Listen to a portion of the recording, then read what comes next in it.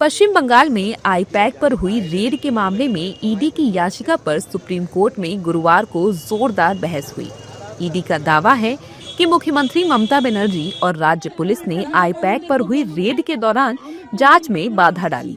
ED ने supreme court में एक और याचिका दाखिल की है। नई याचिका में ईडी ने पश्चिम बंगाल के पुलिस महानिदेशक राजीव कुमार समेत कुछ शीर्ष अधिकारियों को हटाए जाने की मांग की है। ईडी ने नई याचिका में आरोप लगाया है कि इन अधिकारियों ने मुख्यमंत्री ममता बनर्जी के साथ मिलकर जांच में बाधा डाली और सबूतों की कथित तौर पर चोरी में मदद की। ईडी ने आरोप लगाए हैं कि आईपैक छापेमारी के दौरान मुख्यमंत्री ममता बनर्जी ने दस्तावेजों की चोरी की है। सुप्रीम कोर्ट में सुनवाई के दौरान ईडी की तरफ से सॉलिसिटर जनरल तुषार मेहता ने कहा कि इस मामले में मुख्यमंत्री स्वयं आरोपी हैं, जबकि पश्चिम बंगाल के डीजीपी ने सहयोगी की भूमिका निभाई है। वहीं छापेमारी के मामले को लेकर बीजेपी नेताओं ने भी सीएम ममता बनर्जी पर तीखा हमला किया है। देखिए, ये पहली बार पूरे देश में हुआ कि ईडी कहीं पर रेड कर रही है या कोई सरकारी जांच एजेंसी रेड कर रही है तो उस प्रदेश की मुख्यमंत्री अपनी पुलिस को लेकर के और उस रेड को बाधित करती है। ये निश्चित रूप से संवैधानिक परंपराओं और मर्यादा का खुले तौर पर उल्लंघन है और इतिहास कभी ममता बनर्जी को माफ़ नहीं करेगा कि जिस संघवाद की नींव बाबा साहब आम्बेडकर ने संविधान में रखी थी उस नींव को कहीं ना कहीं चीर हरण करने का काम मुख्यमंत्री ममता बनर्जी ने किया है और प्रोपोगंडा का पर्दाफाश हो चुका है।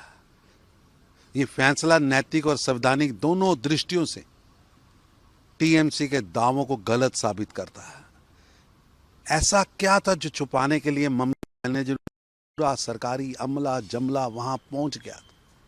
क्या था उस हरी फाइल में? ये पहली बार है भारत के अंदर कि एक निजी कंपनी की ईडी की जांच में एक पॉलिटिकल पार्टी, मुख्यमंत्री और सरकार गैर संवैधानिक गैर कानूनी तरीके अपना रही है। कल जो कलकत्ता में फैसला आया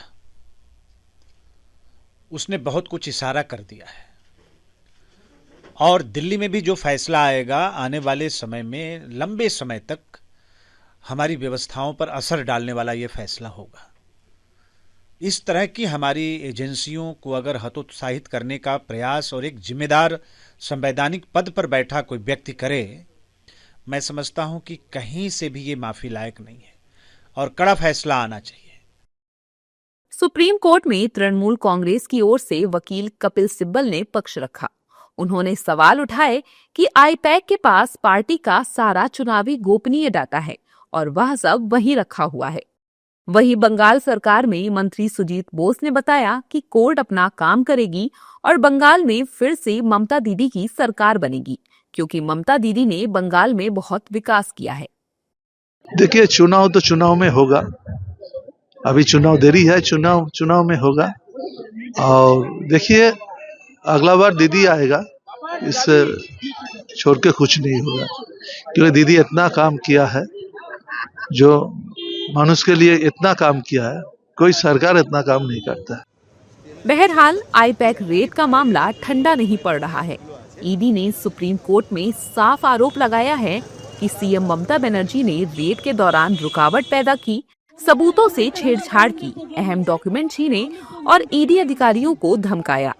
याचिका में मुख्यमंत्री और शीर्ष पुलिस अधिकारियों पर डकैती, लूट और चोरी जैसे गंभीर आरोप शामिल हैं।